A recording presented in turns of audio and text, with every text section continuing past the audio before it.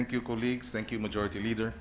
Mr. President, 106 years ago, last Thursday, September 28, Wenceslao Vinsons was born in Indan, Camarines Norte. Wenceslao Vinsons was a high school class valedictorian. He took up law at the University of the Philippines and placed third in the bar examinations of 1933. Wenceslao Vinsons was hailed as the father of student activism in the Philippines. While studying in the University of the Philippines, he was elected UP Student Council President, and he was also Editor-in-Chief of the Philippine Collegian. Along with Narciso Alegre and future Senator and Vice President Arturo Tolentino, he founded the Young Philippines Party, a political party of youth leaders which advocated the grant of Philippine independence from American rule. At the age of 24, Mr. President, he was the youngest delegate to the 1934 Constitutional Convention. And he was instrumental in prescribing Filipino, then Tagalog, as the official language of the Philippines. In 1940, Mr. President, he was elected youngest governor of Camarines Norte, and he also eventually became the province's representative to the National Assembly. His services as a legislator was interrupted by the Japanese invasion of the Philippines in 1941. Mr. President, during the war, he organized an armed resistance in the Bicol region against the invading Japanese army, commandeered all the rice warehouses in his provinces, ordered their confiscation of explosives, and used the province's gold mines for use against the Japanese army. He led a raid against a troop of Japanese soldiers in Basud, Camarines Norte. And in May 1942, together with guerrilla forces, he successfully led the liberation of the provincial capital of Dair. Sometime, however, between 1941 and 1942, he was able to kill thousands, together with his guerrilla unit of Japanese soldiers. And he became the most wanted man in the Bicol region. Mr. President, eventually he was captured in July 8 of 1942, together with his father. And despite being threatened with his death by Commander Major Tsuneoka Noburo, Wenceslao Vinsons refused to pledge allegiance to his captors and pinpoint the location of Filipino and American guerrillas in the province, and instead responded, and I quote, "Nothing can make me happier than to die for my country. Major, you will die too." On July 15, 1942, Mr. President, the Japanese bayoneted him to death after his refusal to collaborate. Shortly thereafter, the Japanese also executed his father, his wife, his sister, and two of his children. To honor his memory, Mr. President, his hometown of Indan was renamed Vinsons. And in the University of the Philippines, where I graduated, Mr. President, a number of edifices and buildings are named after him, particularly the Student Activity Center. Our Senate President is aware of this. The Student Activity Center houses the University of the Philippines Student Council, as well as the Philippine Collegian. And this was called, and the building is called Wenceslao Vinsons, or Vinsons Hall. Therefore, Mr. President, I appeal to our colleagues to support this resolution and to approve this resolution, to remember, celebrate, and extol the heroism and virtues of World War II martyr, youth, and student leader Wenceslao Vinsons, a true paragon for the Filipino youth. Thank you, Mr. President. Thank you, Senator Pangilanan. Majority Leader. Thank you, Mr. President. I move to adopt Senate Resolution 185, subject to style. Senator Gordon. Mr. President, I got beaten to the draw by a younger Brad in the name of Senator Pangilanan. Senator Vinsons has always been my hero. He was the youngest delegate to the Constitutional Convention of 1935, and I became the youngest delegate to the Constitutional Convention of 1971. following into his footsteps, Mr. President, I've always advocated that he is one of the the very, very sparsely recognized heroes of our country. In fact, I would even posit that he is a real live hero that our country should really honor. Not only was he a hero in every sense of the word because he died for his country. It's not important to die for your country, but for what you stood. As a young man, Wenceslao Vincent was a leader par excellence. He was a student leader who debated with Marcos, who debated with Quezon. He, along with others, posited Mafilindo, Malaysia, Philippines, and Indonesia. He proposed Bahasa as the national language because at that time we could not agree on the national language, whether it be Tagalog, Hiligaynon, or Visaya, or whatever. He dared, Mr. President. Heroes dare. When he dares, it is important that he be studied by many generations from where he stood, so that they would be able to understand the life that he led in our country. Mr. President, he became the youngest delegate and later on congressman and later on governor. When the Japanese arrived, as my good colleague stated, he fought back the Japanese and recovered the province of Camarines Norte from the Japanese. And then, Japanese sent troops and tried to capture him. He could not be captured.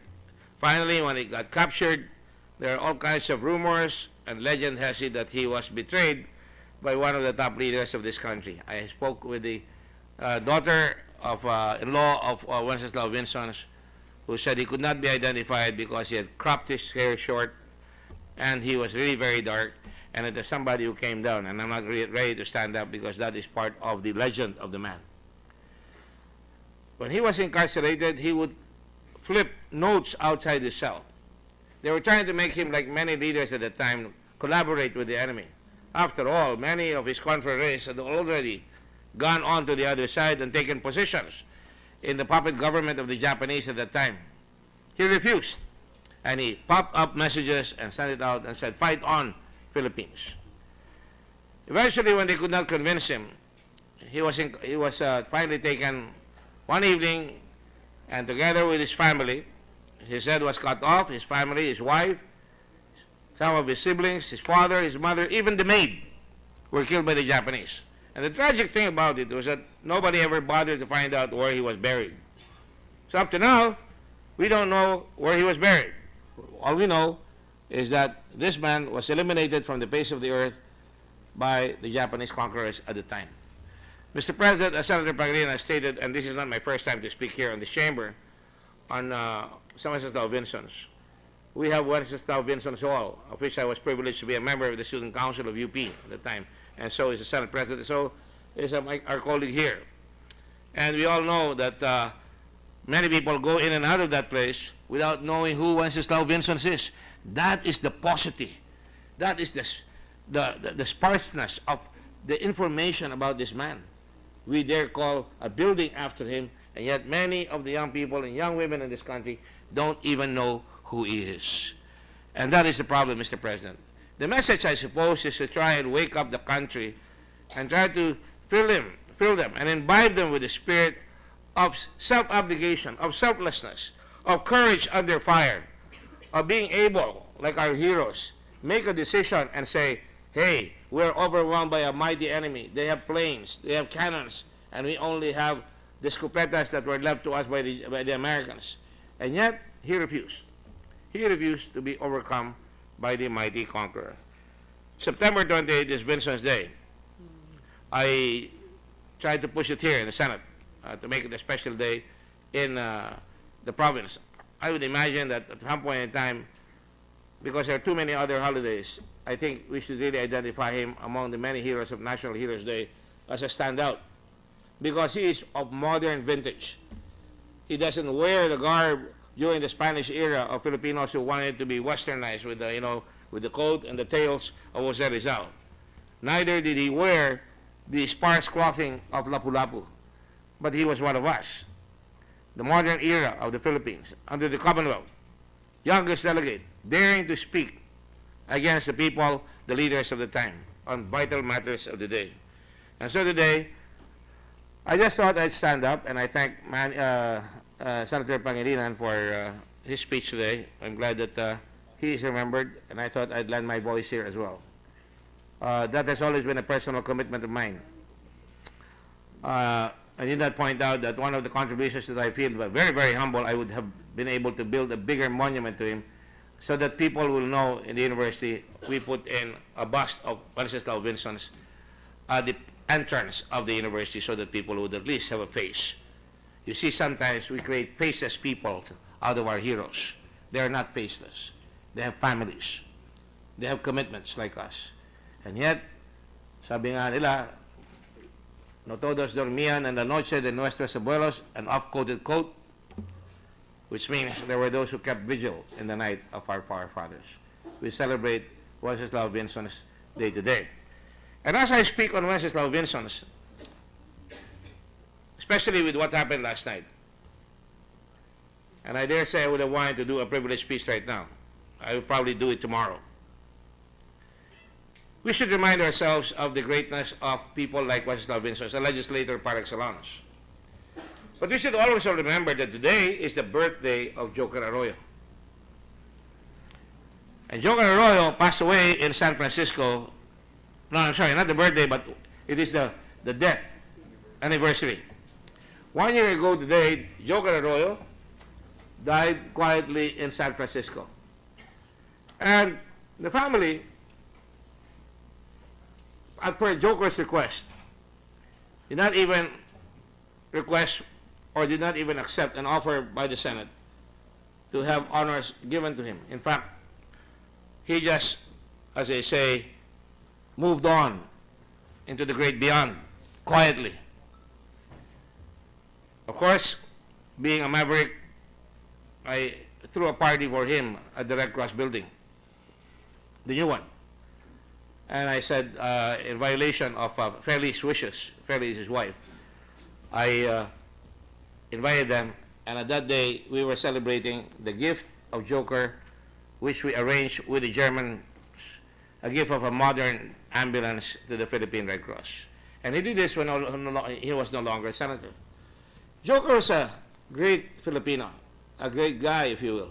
Can you imagine, during martial law, he was an Upsilonian, Marcos was an Upsilonian, Benigno Aquino was an Upsilonian, and that doesn't really mean anything because Upsilonians should not crow about it. They should do what the fraternity teaches them. Just because you're an Upsilonian doesn't mean you're a great man.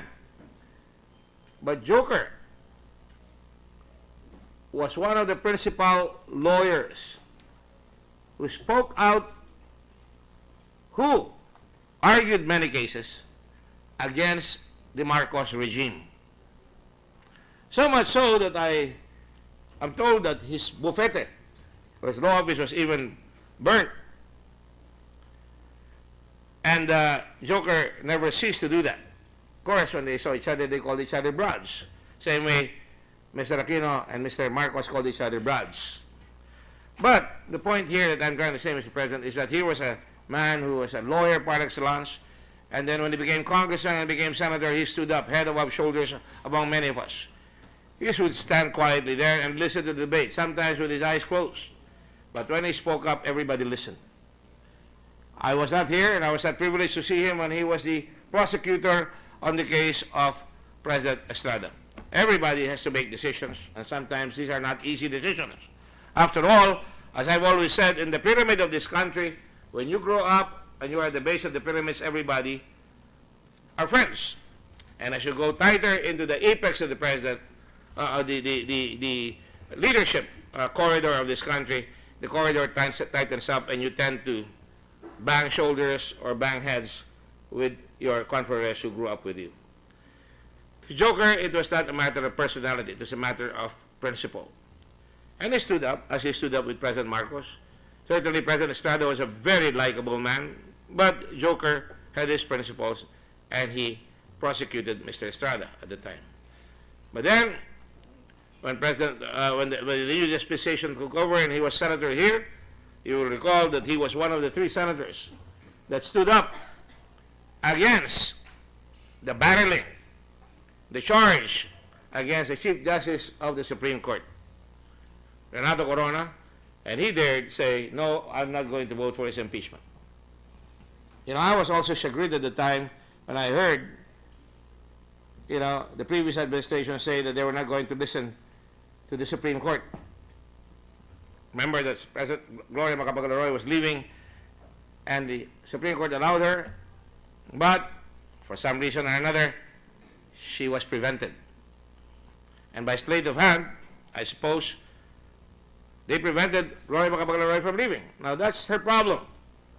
But to me, the essence, as well as the joker, was the fact that you do not disobey the Supreme Court of the land. Because that is the thread that unites us. That is the last resort of this country.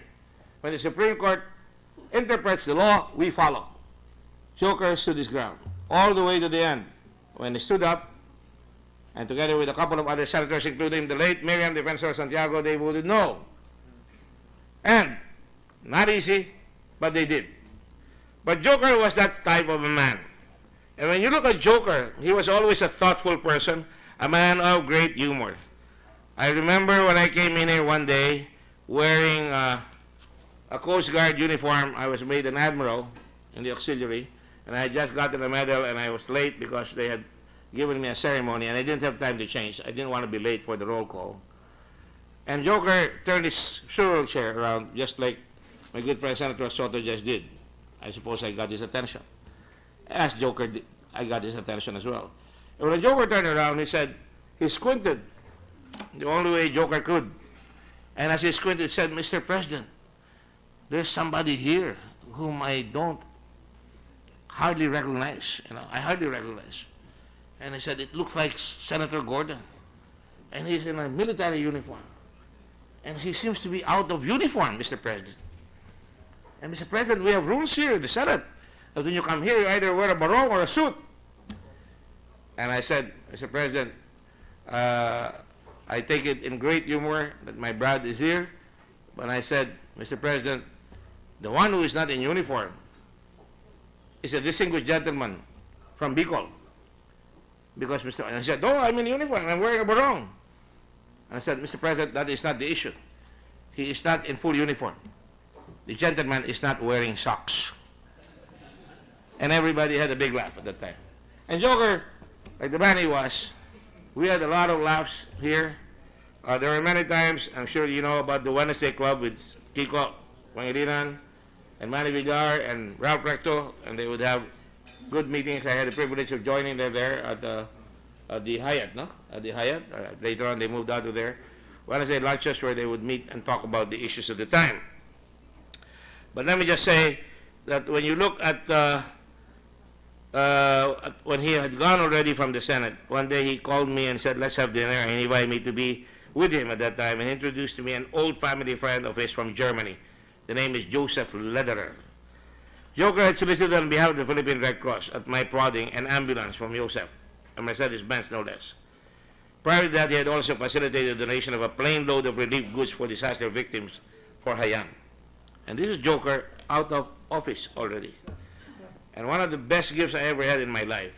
And he would kid me about the fact that he would tell me, you have your own corporation. I said, what corporation? He said, the Red Cross is your corporation. I said, no, it belongs to the whole world. And he gave me a coin that is treasured, that very few people have anymore. It was a 25th anniversary coin of the Philippine Red Cross since 1947. So Joker Arroyo was very thoughtful, was always mindful of the advocacies of his friends. He was a great friend. He was a teacher to many of us. And he was a devoted husband to Feli, whom he not only doted on and loved as a wife, but with whom he shared many intellectual and substantial exchanges, herself also being a lawyer. He's a great father who raised 3 accomplished daughters. I used to kid him, it takes a man to make another man. One a TOIM awardee for science, the next a fantastic and loving homemaker and mother, and the younger Joker, lady called Joker, a bemedaled equestrian who has proudly and successfully represented the Philippines in countless international competitions. And in fact, I think she graduated from Yale. He was an astute lawyer who brought his intelligence and acumen to the halls of the House of Representatives and the Senate. He brought quality debate and a lot of humor and discussion to our midst. Patiently endured the occasional stubborn or incorrigible colleague without disrespecting them. And that's where he really shines. There was no disrespect when he spoke. There were no barbed comments about one another, but rather wry remarks that he could dish out au natural. And let me just say, Mr. President, he still emerged immensely successful despite roadblocks put on his way. I'm sure he was frustrated. He was the lawyer Benigno Aquino, but later on he was the executive secretary. But for some reason, they had a quarrel. I don't know if it's a quarrel or a misunderstanding. I remember when the bill on creating a district in Rizal happened, former President Benigno Aquino III refused to accept it. And I spoke to him and I said, this is a man who worked for your father and mother, you should give him that break. And of course, Noy refused, but then we got it passed. And he never gloated about it. He never talked about it. He won, but he never gloated. He fought for what he believed in and was never cowed by power or threats or opposition.